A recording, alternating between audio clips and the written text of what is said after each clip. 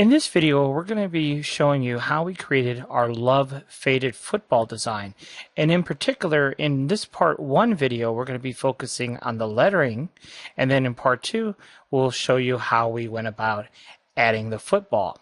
Now, the lettering that we're going to be doing in this video is going to be just a slight variation of what you see here, just so that once we've completed the video, we have a slightly different design.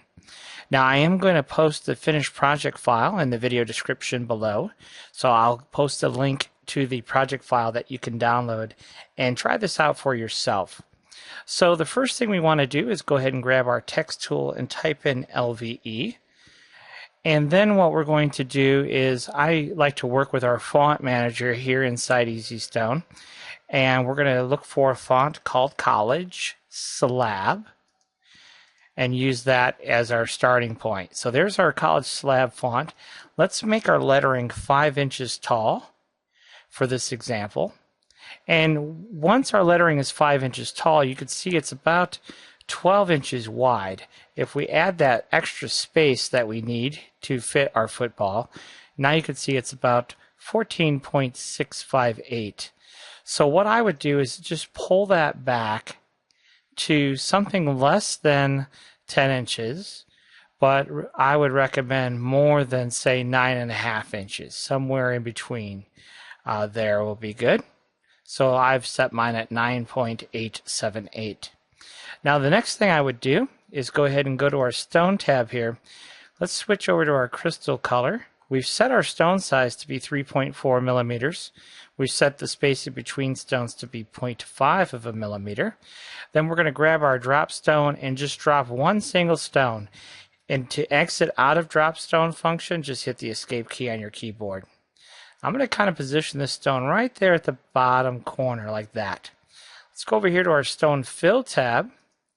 And what I'm going to do is, for steps, I'm going to say let's offset that stone 30 times vertically, and you can see what it's done. Wasn't quite enough, so we'll go ahead and offset it a couple of more times. So then we'll go ahead and select the stone this way, and let's say I want to offset 15 stones. Perfect. Is actually that's probably actually pretty good, just like that. Alright, so now what we want to do is kind of just whittle this down. So what we're going to do is pull out the stones that we're not actually going to be using. So you can kind of see how we're going to do that. And we'll just kind of go through here, and any stone where the black lettering underneath looks like we don't need it, let's just go ahead and get rid of it. We can add stones back in if we need to. So don't be too concerned about if we trim too much away, because we could certainly add those stones right back. Alright, so that's kind of what I want to do to start with. Now let's just give these outline stones a color of some sort. So you can see I'm just selecting that. I'm just picking some random color down here in our color bar there.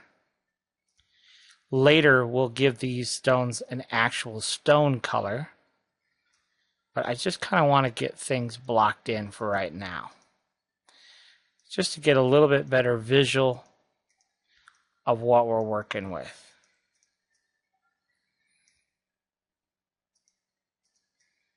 Probably we'll make a few changes here, but we'll get all these outline stones colored in first. And then we'll take a look at a few different things here.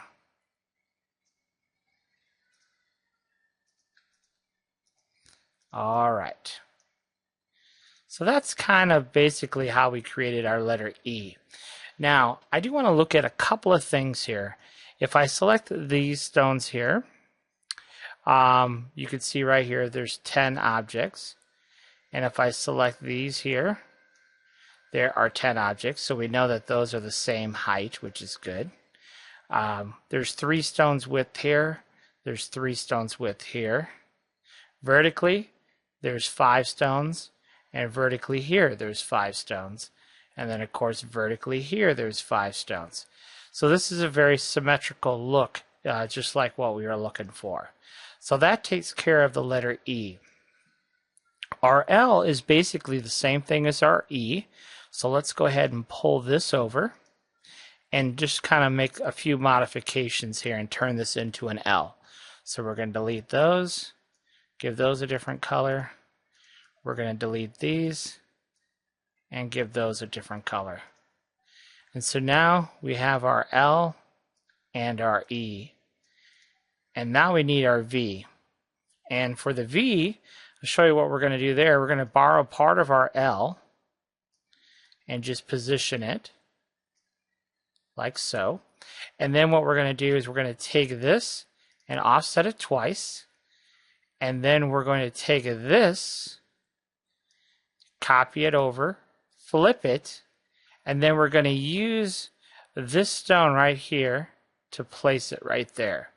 And we can delete that, and we can delete that. So now we have this part of our V right where we want it. So then what we're going to do is pull 5 stones across the bottom here. So there's 1, 2, 3, 4, 5. Pull that over. Group that. Do the same thing up here. Take these, group them together. Now we're going to take this group and hit C for center. And now what we need to do is group it and then ungroup all.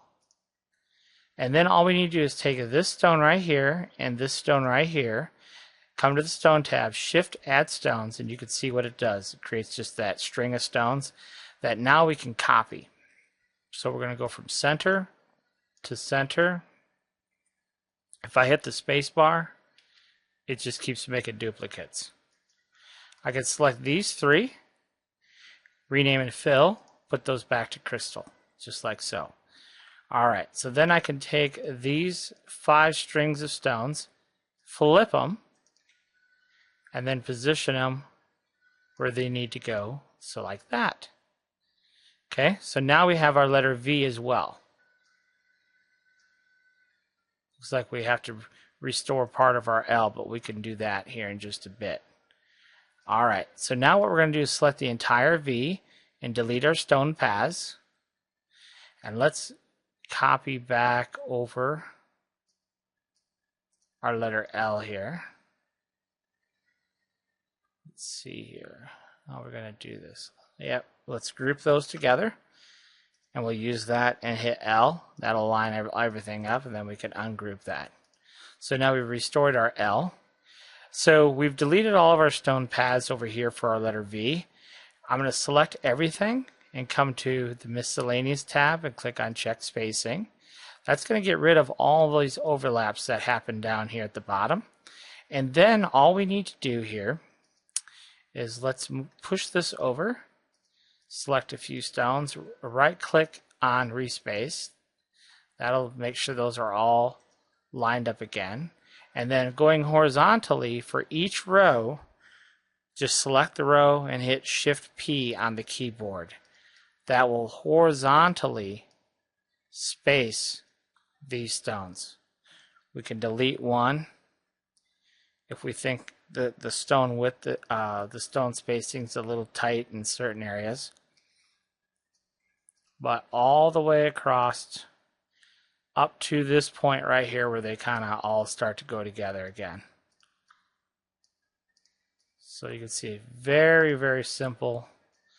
Right here, I'm going to select those 2 and we'll delete the overlaps and then hit Shift P, space those out. And then all of these can be turned back to crystal. And these down here, we'll go with that blue there.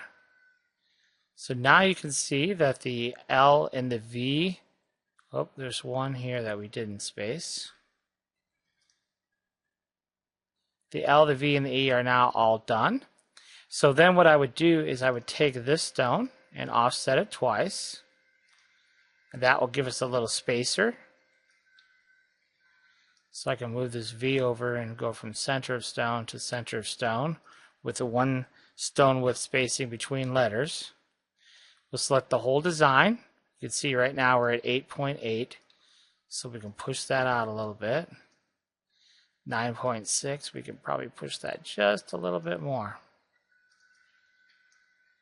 9.8, Yeah, I think I can go just a touch more. That's pretty good right there. It's going to be 9.88. We will go ahead and add a weed box. And then what I would probably do is go ahead and select one of those stones, hit create selection. It's going to select all those stones of the light color, and we'll change those to Capri Blue.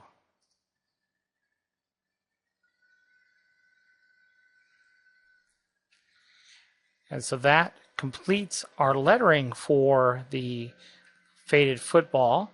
And now in part 2, we will go in and I will show you how we went about adding the faded football to our lettering.